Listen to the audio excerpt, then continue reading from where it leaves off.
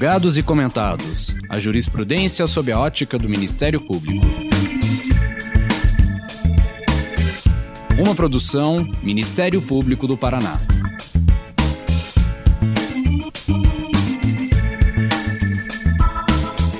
Olá, estamos começando mais um episódio do Julgados e Comentados. Eu sou Fernanda Soares e nesse episódio vamos conversar sobre inteligência artificial e gênero com a participação de Camila Salmoria, juíza de Direito TJ Paraná.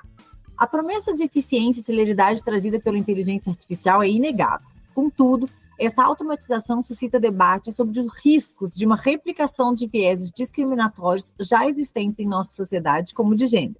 Como bem advertiu a ministra Carmen Lúcia, presidente do Tribunal Superior Eleitoral, a inteligência artificial, se não for devidamente governada, pode ampliar a desigualdade de gênero a novos patamares. Este alerta ecoa em diversos setores. Vemos no mercado de trabalho sistemas de recrutamento que, treinados com dados históricos de uma força de trabalho predominantemente masculina, aprendem a preferir perfis de homens, erguendo novas e invisíveis barreiras para a ascensão profissional de mulheres. Vemos algoritmos de créditos que penalizam mulheres com base em padrões de consumo e renda enviesados. A tecnologia, que um dia foi vendida como exemplo de neutralidade, revela-se um espelho que não apenas reflete, mas amplifica e automatiza as distorções da nossa sociedade. E quando esse espelho é posicionado no coração do sistema de justiça, os riscos se tornam ainda mais sensíveis. A busca por celeridade e eficiência nos leva a uma construção que, embora otimize tarefas repetitivas, ameaça a dimensão humana e simbólica do ato de julgar. Como garantir, então, que o algoritmo, incapaz de empatia, não perpetue a discriminação? Como assegurar que a chamada verdade algorítmica não silencie as particularidades de um caso concreto, especialmente quando envolve grupos historicamente marginalizados? Enfim, é para debater essas questões, desde os desafios da equidade algorítmica até as soluções práticas de governança e responsabilidade do próprio judiciário, que estruturamos o episódio de hoje. E para isso, contamos então com a doutora Camila. Camila, seja muito bem-vinda aos Julgados e Comentados. Confesso que é um prazer, ainda maior por tê-la aqui, não só falando de inteligência artificial, mas pela temática mesmo de inteligência artificial em gênero. Oi, Fernanda. Saúdo a todos e todas que estão nos ouvindo. Agradeço muito o convite. Esse tema me é muito caro, eu venho estudando há bastante tempo. Todo mundo me pergunta, como que uma juíza foi parar na inteligência artificial. Eu comecei nas turmas recursais em 2017, quando a gente estava fazendo a transição do processo físico para o processo eletrônico. E eu me tornei relatora dessas questões relativas ao ProJude. E enquanto eu estava lá, eu tinha essa dificuldade de me comunicar com o pessoal da TI, porque a gente pediu uma coisa, eles não entendiam, eles diziam que não dava por um motivo que a gente também não compreendia. Então, foi na busca desse letramento, de eu conseguir passar as nossas demandas para eles, que eu comecei a estudar computação e depois inteligência artificial, programação, e fui descobrindo um mundo novo, A primeira grande descoberta foi que quanto mais eu me letrava, mais eu conseguia melhorar os nossos sistemas, E quando veio a pandemia, em 2020, pude realizar o meu sonho de entrar na faculdade, estudar inteligência artificial. Foi um momento também que a gente começou a estudar mais essa questão de gênero dentro dos tribunais. E foi muito interessante porque na faculdade eu vi muito mais essa questão de gênero, Em geral, nos espaços que tratam de tecnologia, eu era a única mulher, ou uma mulher, quase não tinha professoras, tal. Então, esses dois temas se uniram e, desde então, a cada pesquisa, mesmo que eu não esteja voltada para o gênero, de alguma forma o gênero acaba aparecendo porque os temas estão relacionados, Então, a gente traz aqui hoje dois temas, na verdade, que você foi estudar por questões práticas mesmo, pela necessidade. Eu acho muito interessante quando alguém fala que é da área jurídica e foi estudar computação, inteligência artificial, etc., justamente pela necessidade de se comunicar com o pessoal da TI. Como em todas as unidades a gente tem essa dificuldade, Tanto em Ministério Público, nas defensorias, nos tribunais, em todos os lugares eu reparo que a gente tem essa dificuldade, porque às vezes o que é óbvio para a gente não é óbvio para eles, e o que é óbvio para eles não é óbvio para a gente. Como precisa apertar esse linguajar para as coisas funcionarem, Eu costumo dizer que a alfabetização digital, vai ser a próxima alfabetização, As pessoas vão precisar saber isso. E eu considero que os dois conhecimentos, tanto inteligência artificial como gênero, eles são transversais, né? Não importa se a gente está, sei lá, numa empresa, essas questões sempre nos atravessam. Então, todos nós temos que começar a estudar e nos letrar, tanto em inteligência artificial, nas questões da computação, como nas questões de gênero. É por isso que eu falo que hoje esse episódio aqui é um privilégio, né? Porque a gente está trazendo duas coisas que a gente precisa de letramento conjuntamente e vamos contar então com a Camila, que tem esse expertise nas duas áreas, para conversar um pouquinho então com a gente.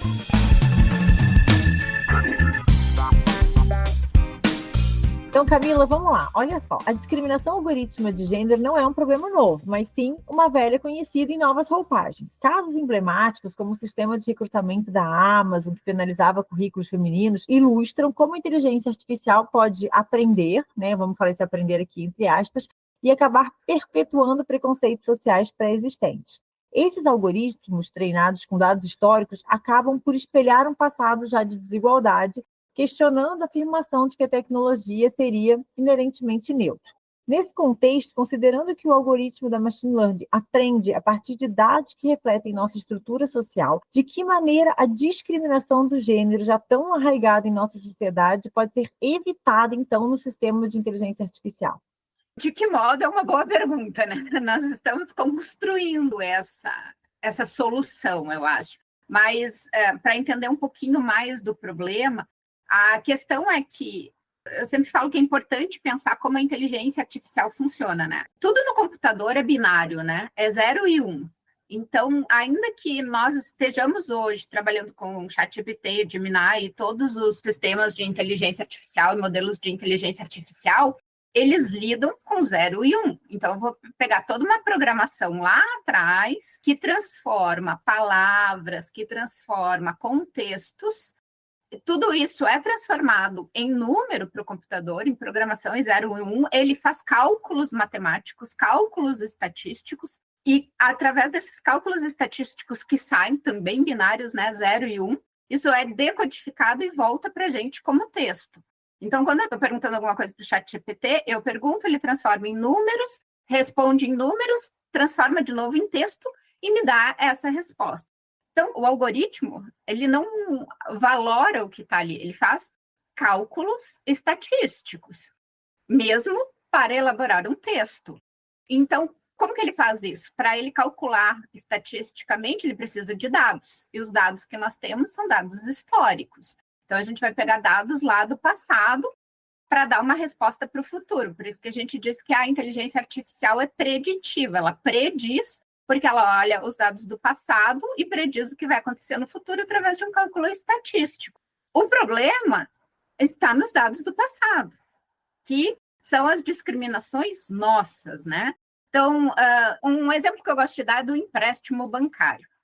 Se eu vou chegar hoje num banco, qualquer banco que seja, e falar, olha, me dá sua lista dos últimos 40 anos de empréstimo. Eu vou colocar numa inteligência artificial, ela vai entender como os empréstimos eram concedidos e pronto, né? Agora ela vai ver um pedido e vai decidir se ela defere ou não. O problema é que até o Código Civil de 2002, as mulheres, elas tinham uma série de limitações, né, que foram caindo, mas inicialmente não podiam ter conta, não podiam assinar cheque sem os maridos, depois tinham limitações, muitas não trabalhavam, também tem o aspecto social, né? Não só o legal, mas tem o aspecto social. Muitas mulheres não trabalhavam, não tinham renda, não abriam contas em banco. Então, tudo isso está dentro dos dados históricos. Então, se eu pegar lá, vamos supor que desses 40 anos, nós devemos ter 80% de empréstimos concedidos para homem e 20% concedidos para as mulheres, porque haviam poucas mulheres pedindo empréstimo. Se eu colocar na realidade de hoje, a inteligência artificial vai fazer um cálculo estatístico e provavelmente vai me entregar o mesmo 80-20, porque eu não olhei a população de hoje. Então, um dos primeiros caminhos para a gente lidar com dados, que é o que a União Europeia já vem falando hoje, é na calibragem das populações. Eu preciso olhar hoje e ver. Então eu tenho 52% de mulheres e 48% de homens na população. Então eu vou voltar lá para aqueles dados históricos, eu vou fazer uma curadoria dos dados para elaborar esses dados mais próximos da realidade de hoje, contemplando essas populações, e daí sim, eu vou treinar o meu algoritmo para que ele possa me dar uma resposta mais próxima. Então, assim, essa é uma das questões, mas tem aspectos técnicos, mas a gente já passa por aspectos sociais também, necessidade de equipes multidisciplinares, equipes com diversidade, e o aspecto social também, que a gente precisa de uma regulação nesse sentido, porque senão as empresas não vão fazer, né? Eu ia falar isso agora, né? Como, então, estimular as empresas a fazerem isso? Porque a gente tem que parar para pensar o seguinte, isso já está posto dessa maneira, né? Você coloca um problema e ainda coloca a solução. E aí, como estimular, então, as empresas a quererem revisitar esse conteúdo e fazer de uma maneira nova, Camila? Você mencionou agora a regulação. Você pode falar um pouquinho mais sobre isso? Porque a gente tem esse destaque para a regulação feita pela União Europeia, mas não é algo ainda que está sendo acompanhado em todos os países, certo? Esse é um outro grande desafio, né? Como levar as empresas a cumprirem isso. E, assim, mais importante, eu acho, a gente tem uma questão que é como que eu saio da regulação abstrata para entrega concreta. Porque, por exemplo, eu digo, a inteligência artificial ela tem que ser transparente, equitativa, justa. Mas o que meu técnico, no final, se eu estou com o técnico lá desenvolvendo uma IA, o que ele precisa fazer? Como que eu testo isso efetivamente? Então, são várias questões. Em relação à regulação, nós temos 3 tipos bem diferentes no mundo, né? China, Europa e Estados Unidos, cada uma tem um aspecto bem diferente. A China estimula muito a inovação, mas tem uma preocupação muito grande com a fuga de dados, com esse relacionamento com o estrangeiro, né? Os Estados Unidos é muito voltado para o comércio, né? Nesse momento, o governo Trump está revogando algumas limitações que o governo Biden fez. Então, está muito mais aberto, deixando o livre comércio, né? E a Europa vem nessa busca por estabelecer um marco mais ético e mais ligado com os direitos humanos, que é uma tendência da legislação europeia. A Europa ela é muito preocupada e o tempo da lei demora, né? Se a gente olhar o regulamento da proteção de dados, ele levou 5 anos entre ser escrito e entrar em vigor, porque tudo é muito debatido entre todos os países e tem essa preocupação muito grande de efetividade. Com esse regramento da inteligência artificial também. O texto ele foi aprovado inicialmente em 2023, agora entrou em vigor ali em 2024, mas o cumprimento integral dele está previsto para 2027. O texto já prevê, já fala na calibragem de dados, na necessidade de ter auditoria para isso, mas ainda não tem uma previsão de frameworks, que a gente chama assim, né, de formulários, de sistemas, para entender esse aspecto mais prático de como vai ser feito. Como que vai ser aplicado na Europa? À custa de muita multa, né? As multas são milionárias, e o que a gente tem visto é que as big techs tendem a cumprir porque senão não opera em toda a Europa, né? O regramento da União Europeia vale para quem quer atuar lá, né? Funcionar lá, independente de estar ou não sediado. E deve acontecer o que aconteceu com os carregadores de celular, né? Cada empresa estava fazendo o seu, até que a União Europeia estabeleceu o modelo e, a partir de então, todas as companhias estão cumprindo, porque todos querem vender na Europa. Então, essas são questões e trazem, assim, né, para não deixar a questão tão simples, que já não é simples, mas um dos desafios hoje que a gente tem, como eu falei, de calibragem de populações, é a LGPD. A LGPD, em 2018, na União Europeia, né, vem trazendo a proibição da gente coletar dados sensíveis, né? Princípio da minimização, eu coleto o mínimo de dados possível. Então, eu não coleto se é homem, se é mulher, eu não coleto questão de raça, não coleto gênero, raça, opção religiosa, nacionalidade, nenhuma dessas questões que são dados sensíveis, a não ser que necessário. Só que agora eu preciso calibrar minhas populações para que eu não tenha o viés, para que eu consiga controlar esses vieses. E daí eu não tenho dados, porque esses dados sensíveis não foram coletados. Então, agora começa a se pensar na Europa numa reforma das regras de dados, de coleta de dados, para a gente começar a pensar esse novo modelo de como vamos treinar algoritmos e calibrar populações. Aquela coisa assim, que no começo parecia uma resposta simples, mas que de simples não tem nada.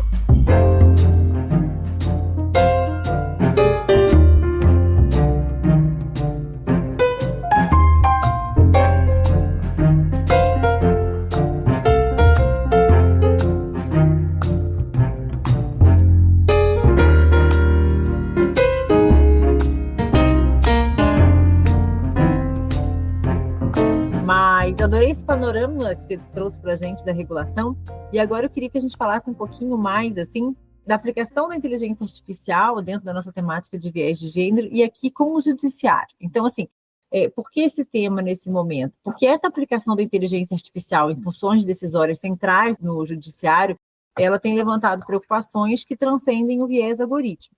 Discute-se o risco da ausência de empatia, uma vez que a máquina ela é incapaz de compreender o contexto emocional de um caso, como naquele emblemático caso da menina do galinheiro, lá, onde o juiz emancipou uma jovem que morou em um galinheiro para que a mesma pudesse entrar na minha casa e minha vida. Além disso, há também o efeito manada do algoritmo, onde a adesão à crítica, sugestões automatizada pode levar a uma homogeneização de pensamento jurídico, minando as particularidades de cada processo. Nesse contexto, Camila, como podemos equilibrar a busca por eficiência por meio da automação de tarefas, com a necessidade que a gente tem de preservar a dimensão humana e empática do julgamento, especialmente nos casos em que envolve direitos fundamentais, e de que forma, então, que o judiciário pode utilizar a inteligência artificial como uma ferramenta de suporte qualificado sem incorrer nos riscos de falta de empatia e não observância de ocorrência de eventuais discriminações. Mais uma questão que não é fácil, né? Esse episódio aqui são só que, assim, as perguntas, eu falo assim, gente do céu, que bom que ela aceitou estar aqui. Pelo menos, Camila, se a gente conseguir refletir sobre o conteúdo desse episódio e fazer com que os nossos ouvintes reflitam, eu acho que a gente já cumpre o nosso papel.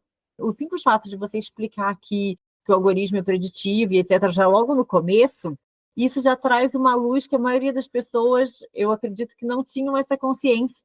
Então, às vezes, coisas que para a gente parecem um pouco mais, assim, normal, porque a gente está estudando o tema, eu sei que para a grande maioria não é. Por isso que eu fico feliz de você estar disposta a encarar essas perguntas nada fáceis aqui hoje. Então, vamos começar pela parte simples, assim. Se a gente olhar que a inteligência artificial, ela é preditiva, então ela olha para o passado, entende o passado e ela consegue aplicar isso para o futuro. Quando eu olho para o judiciário e para os processos repetitivos, eu posso dizer, então, que um determinado tributo, vamos supor, ou uma tarifa de banco, vamos supor que foi considerado ilegal a cobrança de uma determinada tarifa bancária. Começou o julgamento, 1, 2, 10 mil, daqui a pouco a gente estava, sei lá, com milhares de demandas, lá, 6 mil demandas.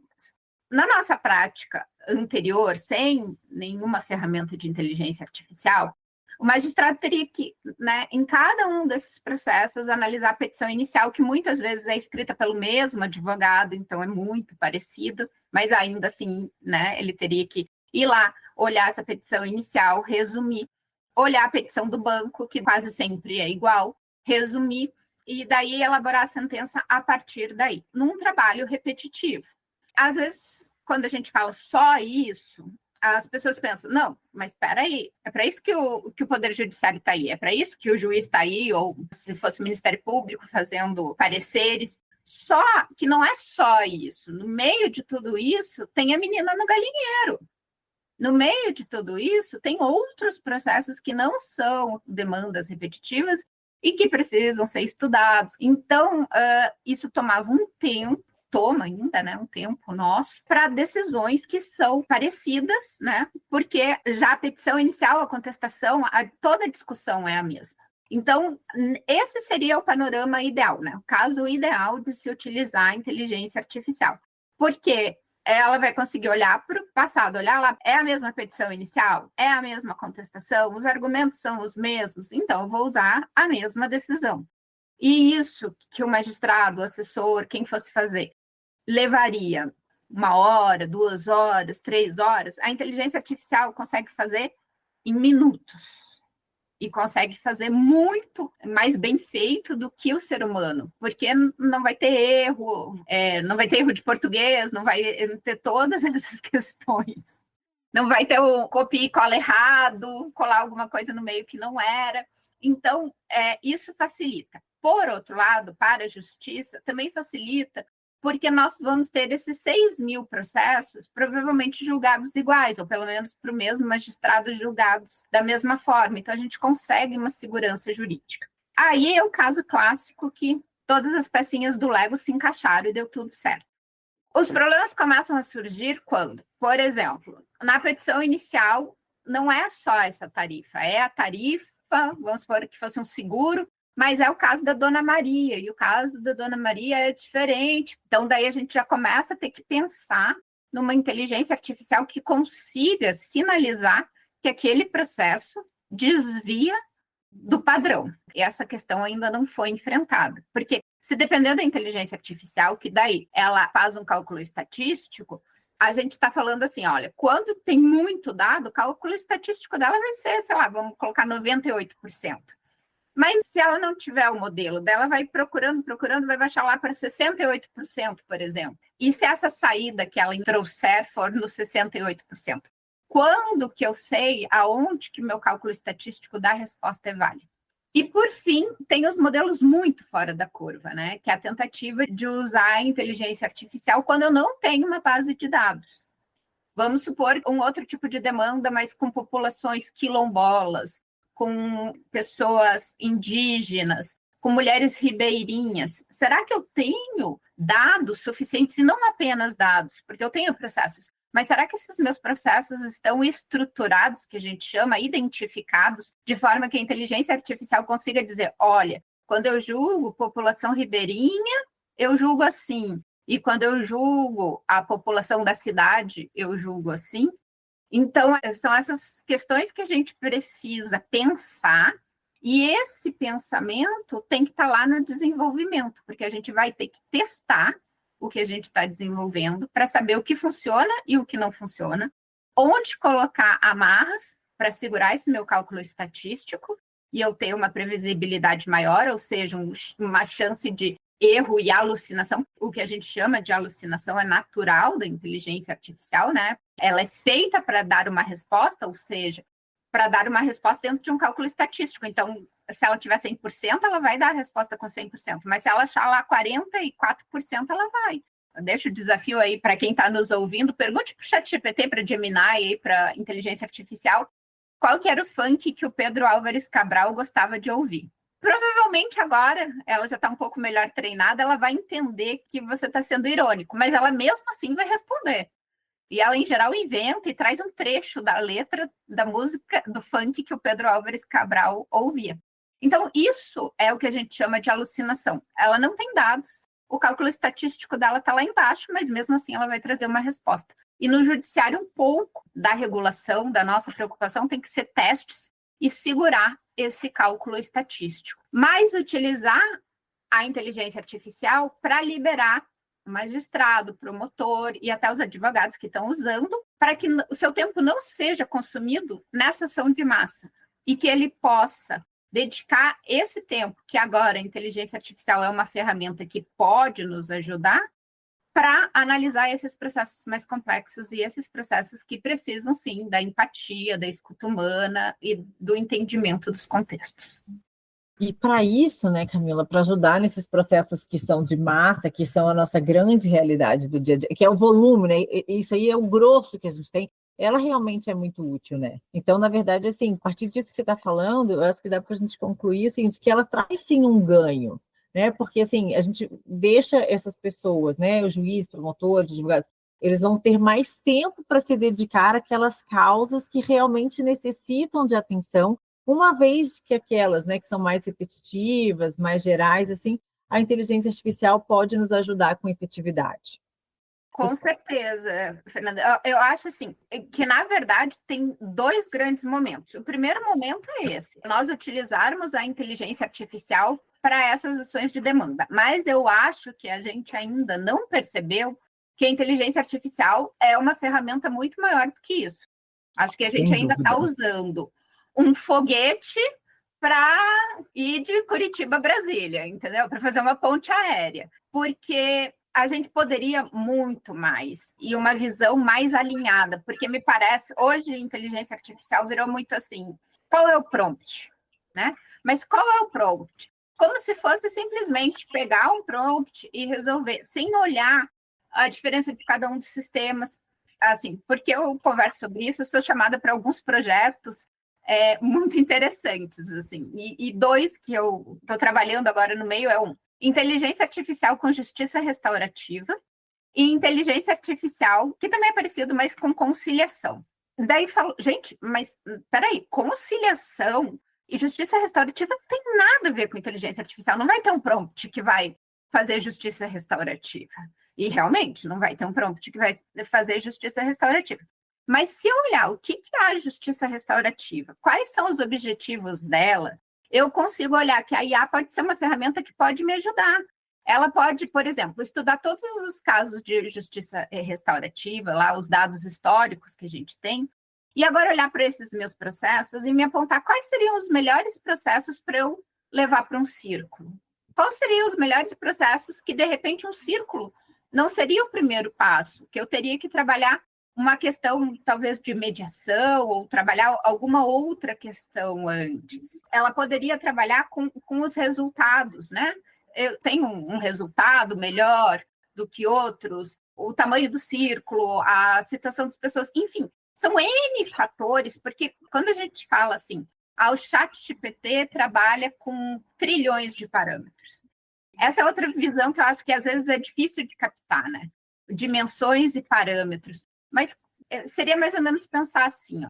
Quando eu vou fazer uma tabela e construir uma tabela, eu vou colocar colunas e linhas, e eu vou ter ali 2 dimensões e alguns parâmetros, né? Quanto mais colunas eu tiver, mais parâmetros eu vou ter. Quando eu falo um sistema simples, é um sistema de inteligência artificial, que não é uma inteligência artificial generativa, mas inteligência artificial, a gente tem sistemas aqui no tribunal que já trabalham com 40 mil padrões.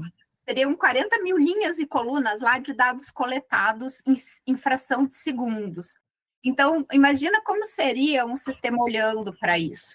Ou dentro da conciliação, por exemplo. Estados Unidos trabalha basicamente com 3 modelos de conciliação. Por exemplo, uma empresa aérea. Se ela sabe que provavelmente aqui no Tribunal de Justiça do Paraná, se ela perder, ela vai ser condenada a pagar, vamos colocar um número hipotético, R$5.000, pode ser que ela entre na conciliação já disposta a fazer uma conciliação.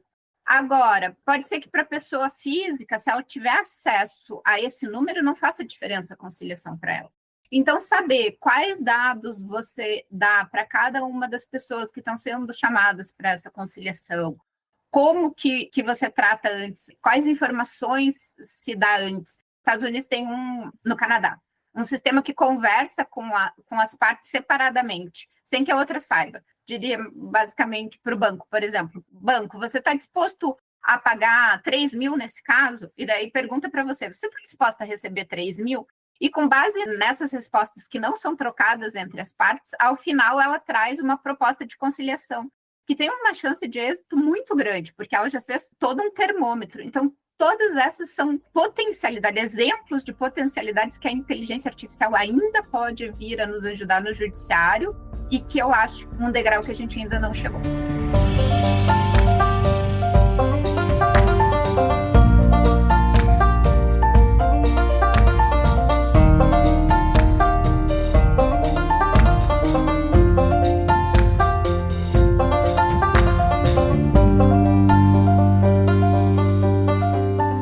Até complementando essa parte que você falou, eu tenho um colega, na verdade um colega seu, magistrado de outro estado, que é amigo meu, e ele usa muito nas ações de família também para tentar a conciliação, não conciliação no caso de fazer o casal se reconciliar, não nisso, mas a conciliação mesmo na audiência, para que eles cheguem a um denominador comum em relação aos seus alimentos, enfim, e ele se utiliza justamente da inteligência artificial para que ela dê qual é a melhor técnica a ser utilizada, quais até as perguntas, por exemplo, que se ele fizer, ele vai levar a um resultado conciliatório, e quais não. E aí eu fiquei muito satisfeita, Camila, de você tocar nesse ponto, porque assim, o que eu vejo, a maioria dos meus colegas questiona assim, como que você usa? Né? A maioria está muito limitada naquilo que você falou mesmo, assim, de querer só o prompt e achar que só dá para a gente fazer peças jurídicas. E eu adorei a tua frase que você falou que a gente está usando um foguete para fazer uma ponte aérea. Está faltando, entre aspas, criatividade nas pessoas, já que eventualmente nem todo mundo estuda sobre inteligência, mas está faltando uma criatividade para ver o que ela é capaz de dar, sabe? Eu falo assim, está faltando um pouco de ousadia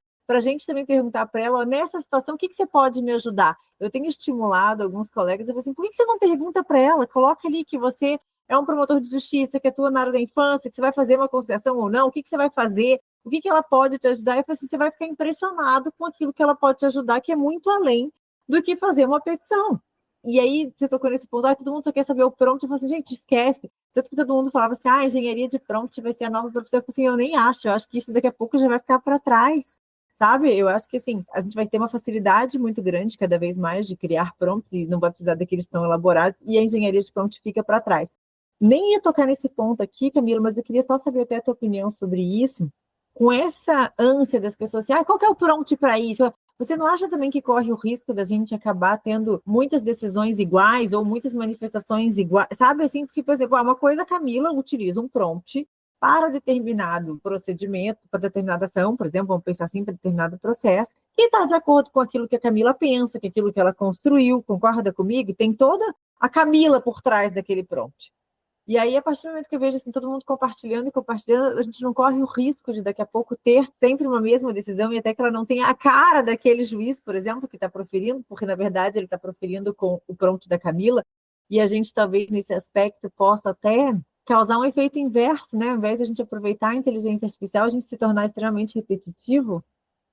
Isso seria o risco do viés sistêmico, da gente começar a engessar. Então, por exemplo, eu e você, a gente decide criar um prompt, né? A gente trabalha e cria o prompt. Se as outras pessoas começarem a utilizar isso, primeiro vai sair muito parecido, porque é o mesmo prompt, mas o Pedro e o João, que pensavam diferente de mim e de você, vão acabar colando lá a mesma resposta. São vários viés. Por isso que estudar viés é tão interessante, porque às vezes a gente pensa só no viés da máquina, né? Mas nós somos cheios de vieses, né? Já existem catalogados quase 300 vieses diferentes, nossos, humanos. E quem mais explora isso é o marketing digital, né?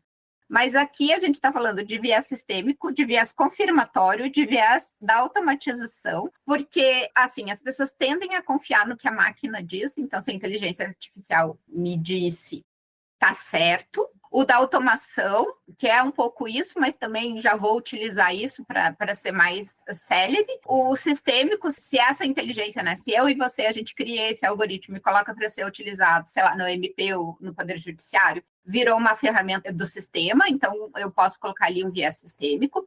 E a gente está numa democracia em espaços abertos que nós criamos, mas a China tem a inteligência artificial do Poder Judiciário e a decisão que sai da inteligência artificial, se o juiz não usar, ele tem que fundamentar.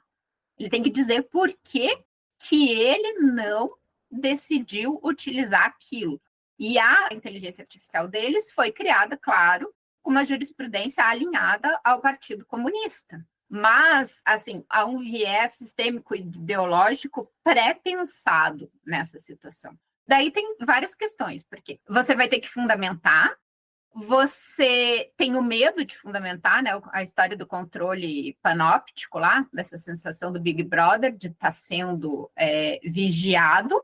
E também tem a questão da tranquilidade de usar a inteligência artificial. Então, a tendência é que a jurisprudência, a partir da entrada em vigor dessa inteligência artificial, fique muito mais pacificada no sentido da inteligência artificial, porque um ou outro magistrado que vai decidir fundamentar de forma diferente. Mas, para não falar só mal da China, tem várias outras coisas que eles têm feito com a inteligência artificial no Poder Judiciário muito interessantes. E uma que toca bastante o Ministério Público, que eu achei muito legal, que eles têm utilizado para integrar com a questão da polícia. Então, tem um exemplo lá do tráfico de drogas. Eles tinham uma cidade que tinha muito as mulas. As mulas chegavam com drogas e eles nunca conseguiam estabelecer a rota. E daí eles usaram a inteligência artificial para analisar os processos e, com base nessa análise de processos, eles conseguiram ver de onde que vinham essas mulas. O crime organizado que desaguava ali, aonde que estava formado. Então, algumas outras formas também de utilizar a inteligência artificial. E por isso que eu acho interessante, assim, porque às vezes alguém fala, mas não vale a pena estudar a inteligência artificial na China porque o regime lá é diferente e a ideia é diferente. Não, acho que tem coisas que a gente pode aprender de cada um dos cantos, assim. Tem sempre uma ideia que a gente pode olhar e aproveitá-la, ou eventualmente transformá-la, ou até evitá-la. Mas eu acho que sempre vale essa reflexão, né?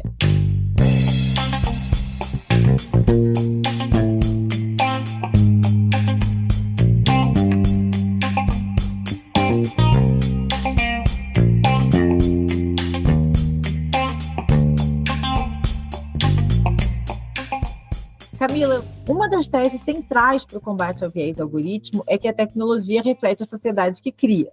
Portanto, uma mudança estrutural na sociedade é fundamental para gerar dados menos enviesados.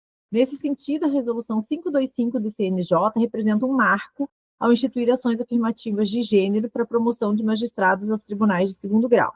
A medida visa romper aquele teto de vidro e combater a estrutura de uma organização assim, genderizada, onde a subrepresentação feminina nos cargos de cúpula era alarmante. Né? Porque a gente tinha uma realidade assim, que apenas 25% das mulheres elas eram desembargadoras em 2023. Nesse cenário, Camila, de que maneira a promoção da paridade de gênero em estruturas de poder, como a magistratura, pode impactar a qualidade do processo decisório e, consequentemente, contribuir para a criação de sistemas de inteligência artificial menos discriminatórios? Essa pergunta eu adoro. Assim, bom, vamos começar com os fatos chocantes, né? 2022, na magistratura do Paraná, nós tínhamos 17% de desembargadoras. A gente caiu agora há pouco, mesmo sendo um dos tribunais que votou mais listas exclusivas, nós tínhamos caído para 15%. E agora, com o último edital, nós voltamos a 17%. Então, assim, há um longo caminho ainda para percorrer. A ideia da paridade, que é a ideia que essa resolução traz, mas é uma ideia construída no direito internacional, enfim, é uma proporção 40-60. Toda vez que eu tiver 40-60, seja 40% de mulheres e 60% de homens, ou o contrário, que apenas um tribunal no país tem, que é o Pará, quando eu tiver 60% de mulheres e 40% de homens, eu vou ter atingido a paridade. Toda vez que eu tiver paridade, eu não preciso de ação afirmativa. Então, essa resolução vem com essa ideia de trazer essa paridade, ou seja, assegurar no mínimo 40% de mulheres nos tribunais para assegurar diversidade. Quando eu falei que os dois temas andam interligados, dentro do campo da tecnologia, a gente ouve falar muito de mulheres na sigla que os Estados Unidos trabalha, né, e se tornou mundial, de STEM, STEM, que é para ciências, tecnologia, engenharia e matemática. Por quê? Porque 40% das mulheres se formam nas áreas tecnológicas, 30% entram no mercado de trabalho, mas em cargos de liderança menos de 10%. E quanto mais você sobe assim, nos cargos, menor ainda é o número, né? Cargos de liderança eles já consideram gerência. Se você pegar nível de diretoria, daí vai baixando muito mais. Eu trago esse contexto da tecnologia, porque às vezes, quando a gente fala de paridade no judiciário, muitas vezes as pessoas acham que, nossa, agora inventaram essa moda aqui no Brasil, ou inventaram essa moda agora no Poder Judiciário. Mas não é uma moda, e não é só no Poder Judiciário, não é só no Brasil, né? O México colocou na Constituição deles para todas as áreas. Então, essa questão, 40%, 60% da paridade é isso. Em relação à decisão, assim, na minha visão, essa resolução da paridade anda de braços dados com o julgamento com perspectiva de gênero. Por quê? Porque um é o olhar para fora e o outro é o olhar para dentro. Se eu quero um tribunal que julgue com perspectiva de gênero, que reconheça o direito das mulheres, que reconheça o direito da população LGBTQIA+, que reconheça esses outros direitos diversos, né? Eu tenho que ter essa diversidade representada para dentro, interno. Então, eu lanço o protocolo na CNJ, lanço o protocolo para julgamento com perspectiva de gênero, dizendo, a saída, como se fosse um computador, né? A saída tem que ser com letramento de gênero, o julgamento, mas eu olho para dentro e vejo, opa, a minha instituição é generalizada, né? Eu tenho muito mais homens do que mulheres, historicamente, e também não adianta falar que nos concursos estão entrando mais mulheres, porque a gente está em 38% de ingresso de mulheres há uns 10 anos. Assim, a gente entrou num platô e não sai desse platô. Então, não estão entrando mais mulheres e as mulheres não ascendem aos cargos. Exemplo clássico foi aqui no Tribunal de Justiça do Paraná, em 2023, que foi um ano antes da aprovação. Nós tivemos 10 cargos de desembargadores abertos, com 10 homens sendo indicados para os cargos, com mulheres concorrendo. Então, assim, a ascensão das mulheres ao cargo ainda é menor. E daí, se a gente tiver menos mulheres, a gente vai ter menos decisões com perspectiva de gênero. E para dizer que isso não são dados só nossos, não é uma realidade só nossa, e também não é algo inventado, tem uma pesquisa genial dos Estados Unidos, que eles pegaram 380 mil decisões das cortes federais e estudaram todos os vieses, todos. É um estudo feito pela economia. E o viés principal, veja que a gente tem democratas e republicanos, a gente tem uma questão religiosa lá muito grande, todos esses foram estudados, mas o viés principal foi o viés de gênero. E quando eles, daí no segundo artigo, eles escrevem sobre o viés de gênero, eles viram que homens reformavam mais decisões de mulheres do que decisões de homens.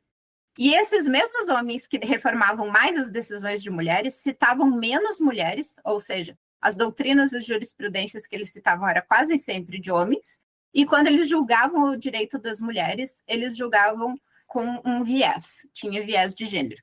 Então, assim, há dados científicos que provam que tudo isso está interligado e que não é só, assim, não é uma tese só aqui do Brasil, é uma questão maior que isso. Então, essa é a importância. A gente precisa de mais mulheres e a gente precisa, de forma geral, de mais diversidade, porque quando estiver lá na discussão, esses outros olhares vão ser trazidos.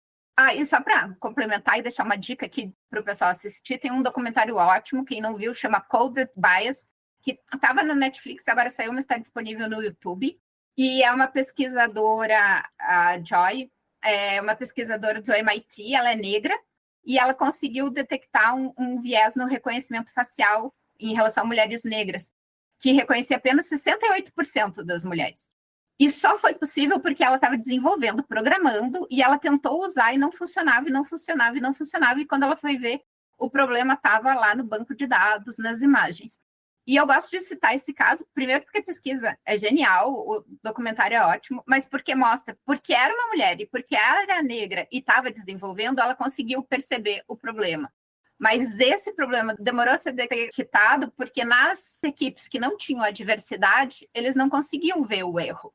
Então, essa é a importância da diversidade, para que esses vieses não passem.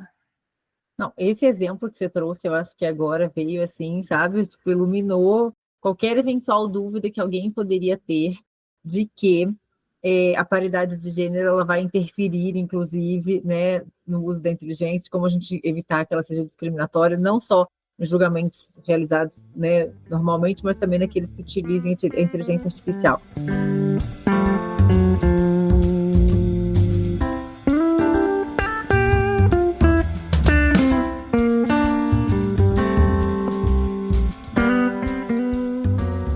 Camila, olha só.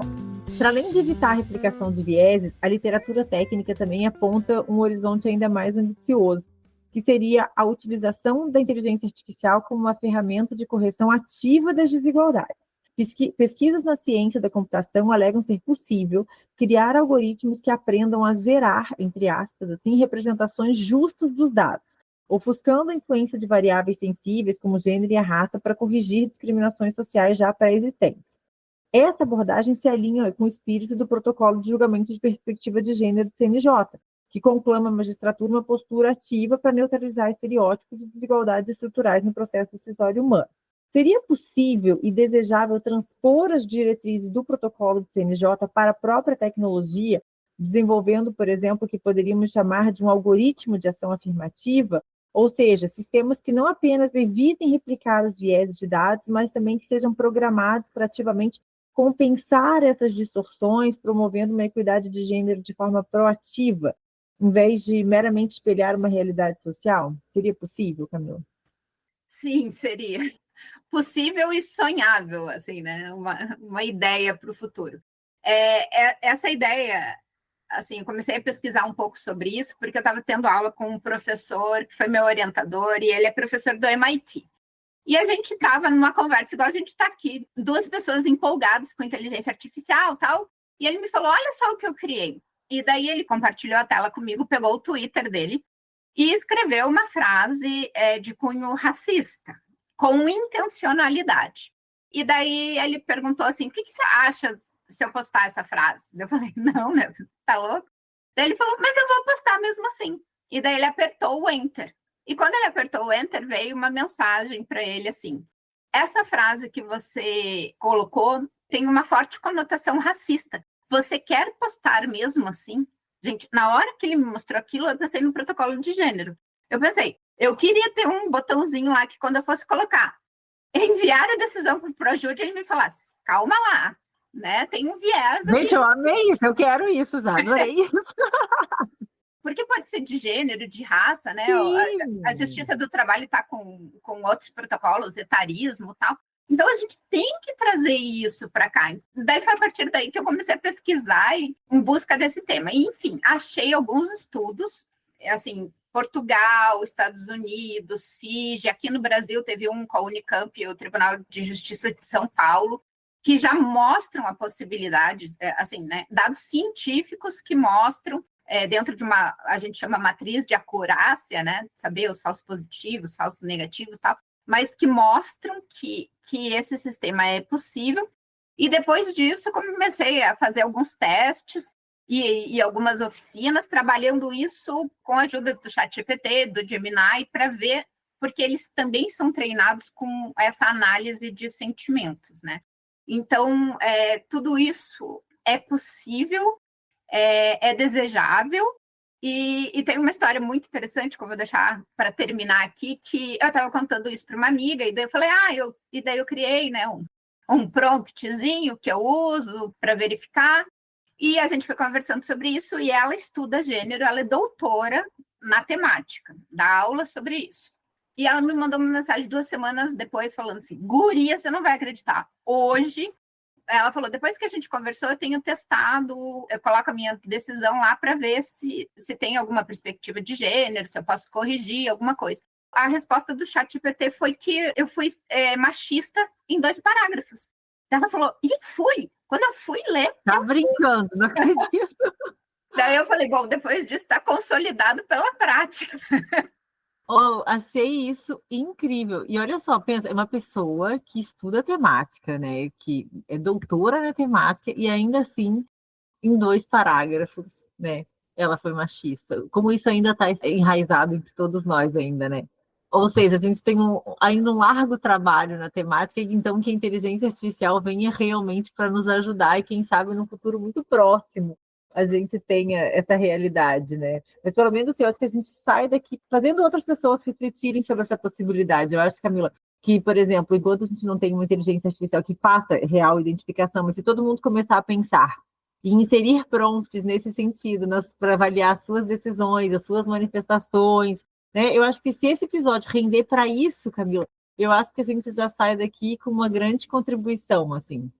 Com certeza, e eu convido todo mundo, façam o teste.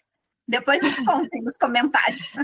Eu acho justo também, hein? Testem e comecem a colocar aqui no comentário para a gente saber quantos aí foram advertidos pela inteligência artificial de que tinham manifestações machistas aí em algum momento, ou na sentença, ou na petição, ou no parecer. Acho que vai ser interessantíssimo esse debate.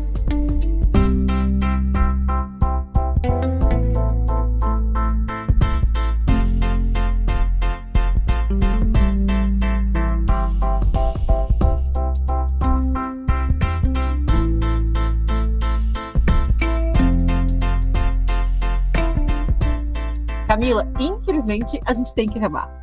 E eu quero te agradecer, assim, porque foi um dos episódios que eu achei mais gostosos de conversar. Não só porque eu adoro as 2 temáticas, mas principalmente pela forma muito leve com que você abordou as 2, porque são temáticas que, quando a gente já fala sobre elas individualmente, elas já geram uma certa resistência em algumas pessoas.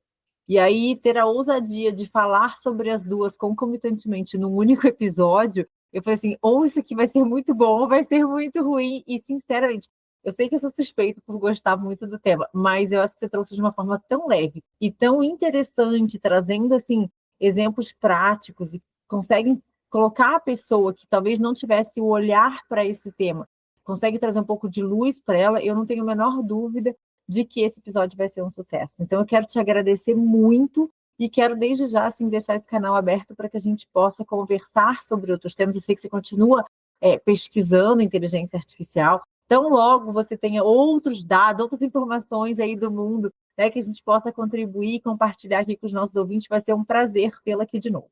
Eu que agradeço, foi uma honra estar aqui com vocês e fico aberto para a gente seguir na conversa, porque são dois temas que, como vocês puderam ver, me encantam muito. E você, nosso ouvinte, não esqueça de nos seguir no aplicativo de sua preferência e também em nossas redes sociais. Procure no Instagram por ESMP_PR ou acesse nosso perfil na descrição desse episódio. Não esqueça também de nos enviar sugestões de temas, dúvidas e comentários. E principalmente comentários se vocês testaram ou não esse prompt para saber se vocês estão fazendo manifestações com viés de gênero ou não. Gente, muito obrigada e até a próxima. Uma produção Ministério Público do Paraná.